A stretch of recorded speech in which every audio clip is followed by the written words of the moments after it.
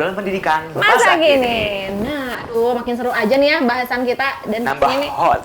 Nah, dan pastinya nambah wawasan buat Betul milenial banget. yang ada di rumah juga yang lagi nonton, benar nggak? Karena itu Pak, benar. Salah satu kegalauan saat mau pilih kuliah itu salah satunya adalah jurusan Pak. Tadi Bapak katakan jangan sampai pilih jurusan yang prospek lulusannya tidak terlalu Tidak ini, bagus betul. mungkin ya. Nah mungkin Pak bisa kasih contoh nih kira-kira prospek lulusan yang mungkin banyak dibutuhkan sama dunia industri saat ini gitu Pak mungkin. Ya, saya kembali lagi ke awal, kompetensi itu sangat dipentingkan. Jadi dalam penentuan jurusan mana yang terbaik tentunya ya para kaula muda lah istilahnya ya, kaum milenial sekarang ya, kaum milenial sekarang gitu.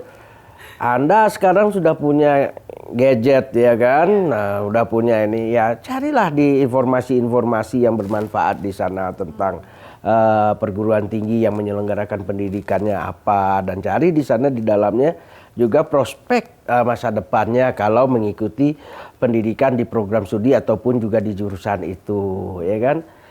Namun yang kebanyakan terjadi adalah karena kita ikut-ikutan teman, ikut milih jurusan yang penting saya jadi sarjana. Ini mindset masyarakat kita nggak bisa dibohongi ya. Mindsetnya sarjana. Yeah. Sekarang udah nggak laku lagi gitu ya kan. Yang penting adalah kompetensi apa yang kita miliki. Sarjana adalah penguatnya, ijazah sebagai penguatnya.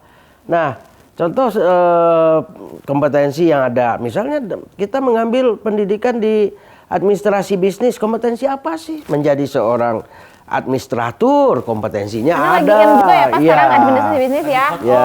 Jadi favorit. administrasi dalam perbisnisan, bagaimana caranya mengelola, mengagendakan kegiatan bisnis, karena sekarang bisnis luar biasa banyak. Zaman IoT ini ya, Internet of Things atau revolusi industri 4.0 ini semua orang serba internet, semua serba digital. Pangsa pasar di bidang digital ini luar biasa. Makanya semua kita harus bisa digital.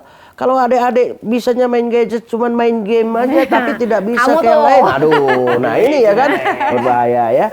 Nah, akuntansi pun juga gitu. Akuntansi sekarang nggak hitung lagi manual, semua programnya udah ada. Kompetensi akuntansi berbasis IT. Apalagi di manajemen informatika itu juga sangat menentukan. Dan di bidang perhumasan ya, ke public relation. Itu kan juga kompetensinya juga sangat diperlukan sekarang itu. Karena sekarang, mohon maaf Pak ya, dulu aja Bang tuh mungkin nggak pernah promosi gitu, nggak pernah melakukan kegiatan PR. Tapi sekarang kalau kita lihat, jor-joran semuanya. Berarti ini Instagram teh. Sekarang udah main Instagram, perusahaan apapun pasti mainnya Instagram. Facebook, Twitter, udah semuanya. Iya benar. Jadi di dunia industri, dunia usaha, perusahaan-perusahaan sekarang tidak semata-mata hanya melihat IQ ya, IQ dari para lulusan dari suatu perguruan tinggi. Kalau IQ udah jelas itu intelijensia dia. Tapi yang dibutuhkan oleh perusahaan bukan itunya. Terampil atau nggak terampil, kompeten atau nggak kompeten. Berulang kali ya tadi Bapak Adriza tuh mengatakan terampil atau enggak gitu ya. Ya, soft skillnya juga dibutuhkan, kompetensi soft skillnya. Karena sebagus-bagus, sehebat apapun sumber dayanya, tapi kalau dia tidak kompeten, ya akhirnya nggak akan ada apa-apanya. Pernah ada satu lulusan dari perguruan tinggi terkenal di Jawa Barat ini, karena ingin penghasilan besar, udah jadi sarjana, menyandang predikat sarjana dari perguruan tinggi ternama di Jawa Barat, cari kerja ke Singapura. Di Singapura ditanya, kompetensi apa? Bukan lulusan mana, kompetensi apa? Ya akhirnya karena nggak punya kompetensi, walaupun sudah bilang jago komputer, jago ini, tapi nggak ada sertifikatnya. Nggak ada yang membuktikannya ya Pak ya. Nggak ada pembuktiannya, ya akhirnya ditawar oleh perusahaan itu ya gaji ya biasa saja, nggak ada. Akhirnya balik ke Indonesia dengan sia-sia. Ini pernah terjadi. Ya. Betul banget nih ya buat millennials yang ada di rumah, pasti kan mikirnya tuh ketika mau, ya itu tadi sarjana, mindsetnya sarjana dan lain sebagainya. Padahal saat ini yang dibutuhkan oleh dunia industri itu adalah orang-orang yang kompeten. orang lulusan yang terampil tadi kata Pak Adriza ya. Terampil. Benar. Nah Pak, kira-kira ada tips khusus atau apa ya pesan-pesan untuk generasi milenial yang saat ini mungkin mau memilih menentukan masa depannya? Pesan saya, pilihlah sesuai mana yang menjadi dari hati kita.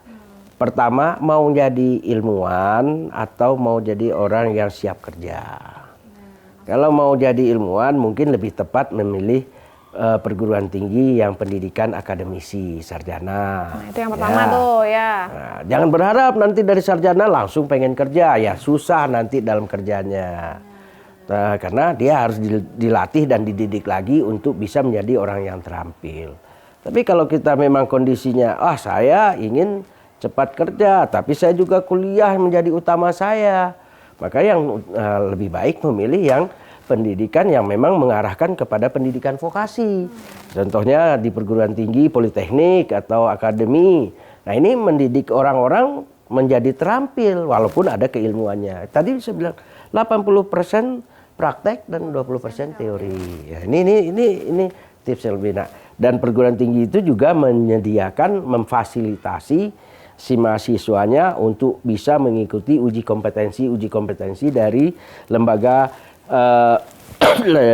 sertifikasi profesi yang bernaung langsung dari bawah BNSP. Betul. Kemudian nih, kira-kira udah cukup belum nih informasi yang diterima tadi? Dari tadi yang saya simak nih Teh ya, ternyata penting juga mengenai kompetensi. Dan kalau misalnya kita mau ngendelin gaya doang ya, bahasa kasarnya ini Teh, kan kebanyakan orang tuh ngikutin tren. Gak sarjana, gak keren gitu kan. Tapi kan yang dibutuhkan sekarang pada dasarnya itu kompetensi. Jujur banget sih Teh. Tapi Pak, kalau misalkan setelah kita, tadi kan kata Bapak katakan kita bisa memilih jenjang diploma, misalkan diploma 3. Nah sebetulnya terbuka kesempatan nggak untuk kita bisa ngelanjutin seterusnya? Sekarang pemerintah kan juga memfasilitasi pendirian politeknik yang banyak ya kan. Perguruan tinggi yang mengarah pendidikan vokasi. Maka sudah menerapkan untuk level politeknik, perguruan tinggi politeknik itu udah bisa menyelenggarakan pendidikan sampai D4, ada yang sampai S2, magister terapan, sampai juga kepada S3 terapan. Jadi untuk level jenjang pendidikannya pun sama, S3 di politeknik dengan S3 di suatu universitas sama-sama doktor. Tapi yang satu doktornya doktor keilmuan, yang satu doktornya doktor terapan dari keilmuan itu. Kalau saya Pak, dulu saya pernah punya cita-cita pengen jadi dosen nih Pak. Nah kira-kira kalau buat orang-orang yang sebetulnya kan ada yang saya pengen jadi guru pengen jadi ini, kira-kira itu punya kesempatan nggak sih Pak walaupun kita milih vokasi gitu sebetulnya di era sekarang? Ya itulah sertifikasinya juga nanti menjadi pendidikan. Dia sertifikat sebagai pendidik kan ada. Dia kan dilatih. Micro teaching kan dilatih juga menjadikan terampil. Seorang pendidik, seorang dosen itu kan tidak hanya semata-mata sebagai pengajar, tapi dia juga bisa menjadi seorang pendidik. Nah, yang beratnya ini sebagai pendidik. Kalau nggak dilatih, tentu nggak akan bisa. Nah, ini jadi terbuka kesempatan ya Pak ya. Kesempatan. Nah buat teman-teman kadang kan ada yang aku mau jadi guru, aku mau jadi dosen gitu ya, makanya saya jalur akademisi. Padahal sekarang juga yang dicari adalah dosen-dosen praktisi mungkin Pak ya. Jadi semuanya segala sesuatu itu membutuhkan keterampilan, bukan hanya secara teoritis saja dia. Aduh rame banget nih pembahasan kita kali ini Pak. Jadi kalau boleh disimpulkan ya Pak, terakhir mungkin tentang apa yang kita bahas secara keseluruhan hari ini Pak. Ya, artinya manfaatkan peluang adik-adik di masa muda dengan sebaik-baiknya. Tentunya berencanalah dengan sebaik-baiknya ya. Karena berencana dengan sebaik-baiknya juga memberikan kita suatu harapan untuk jangka panjang. Berencana kita mau melanjutkan pendidikan yang bagaimana? Ini ya satu kesimpulan. Apakah kita yang memang ingin siap untuk bekerja atau memang jadi seorang sarjana yang menjadi ilmuwan, menjadi analis nantinya. Nah itu pikirkan dari awal, jangan nanti di tengah jalan terjadi persimpangan. Dan kalau memang memilih pendidikan yang siap untuk kerja, ya pilihlah pendidikan vokasi ya, program diploma ya. Program diploma juga di Bandung ini banyak kok gitu ya, perguruan tingginya. Nah silakan kita pilih itu. Dan tentunya sudah terakreditasi dan memfasilitasi adanya kompetensi bagi anak-anaknya, bagi mahasiswa-mahasiswanya. Bahasa Inggris jangan lupa perlu disertifikasi. Bahasa Indonesia bisa juga disertifikasi. Banyak peluang-peluangnya yang bisa kita gunakan. Nah, betul banget ya. Dari yang tadi awal banget kita bahas tentang luar biasanya saat ini tantangan yang dihadapi oleh generasi kita nih yang akan menghadapi tantangan tadi revolusi industri 4.0 mungkin, atau mungkin nanti kedepannya ada teknologi-teknologi yang lebih baru yang membuat kita sebetulnya harus tertantang menjadi pribadi-pribadi yang terampil tadi dan bisa. Ya saatnya millennials yang berperan, benar nggak? Karena memang dimulai dari millennials, dimulai dari kita, dan dimulai dari saat ini kita harus menentukan kira-kira setelah lulus atau setelah di jenjang SMA ini kita mau pilih masa depan seperti apa. Mau pilih kerja dengan konsekuensi yang ada tadi, mau pilih kuliah yang seperti apa dulu, jangan sampai nanti menambah angka pengangguran, atau mungkin mau nikah nanti dulu karena memang masih butuh persiapan yang sama banyak ya. Nah, terima kasih Pak Adriza sudah hadir di tengah-tengah kita dan luar biasa. Nanti kita masih akan sering banyak banget ngobrol karena akan hadir lagi di episode-episode selanjutnya ya, Dian. Tentunya dengan pembicara-pembicara yang lebih keren lagi dari hari ini. Insya Allah, terima kasih Pak sekali lagi. Oke, sama-sama.